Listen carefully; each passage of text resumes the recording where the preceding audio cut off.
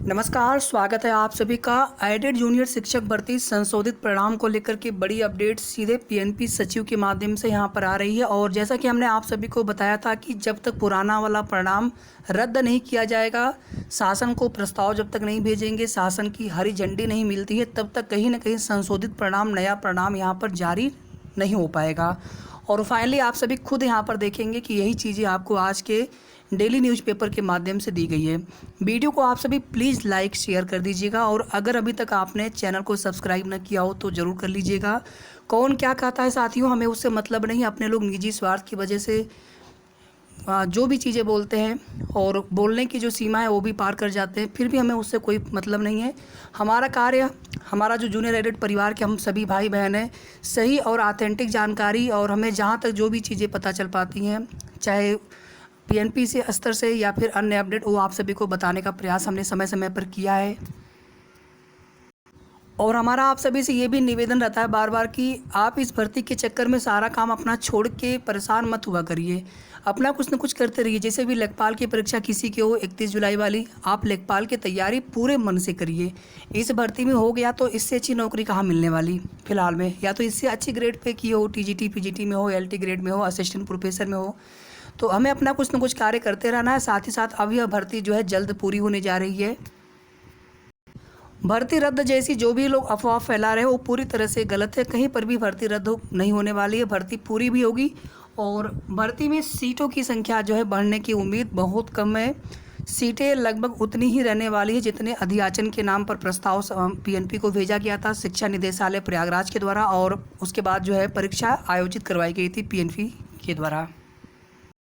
जैसा कि आप सभी यहाँ पर देख सकते हैं, एडेड जूनियर हाई स्कूल शिक्षक भर्ती संशोधित परिणाम माह के अंत तक, इसी महीने के अंत तक 1894 पदों की भर्ती के लिए परीक्षा परिणाम को लेकर लगाए गए थे आरोप कि नंबर कम हो गए थे। परीक्षा परिणाम परीक्षण पूरा पुराना निरस्त कर नए के लिए जाएगा प्रस्ताव।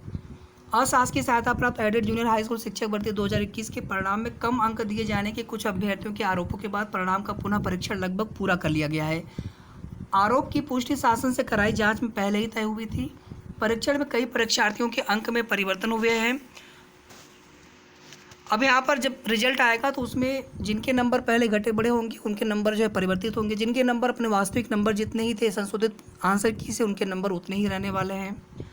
परीक्षण में कई परीक्षार्थियों के अंक में परिवर्तन हुए हैं। अब उत्तर प्रदेश परीक्षा एवं प्राधिकारी पीएनपी सचिव की ओर से पूर्व में जारी परिणाम को निरस्त करने और नया संशोधित परिणाम जारी करने के लिए शासन को प्रस्ताव भेजा जा रहा है। इसी महीने के अंत तक परिणाम घोषित किए जाने की संभावना है। यह परीक्षा पीएनपी के पूर्व सचिव के कार्यकाल में कराई गई थी, जो कि इस समय यूपी टेट पेपर लीक मामले में जेल में है। प्रधानाध्यापक की 390 और सहायक अध्यापक के 1504 पदों के लिए कराई गई परीक्षा का परिणाम इसके पहले 15 नवंबर को आया था 2021 में, जिसमें 1722 प्रधानाध्यापक में और 45,257 सहायक अध्यापक में पास हुए थे, सफल घोषित किए गए थे। अब यह आंकड़ा भी परिवर्तित होने वाला है।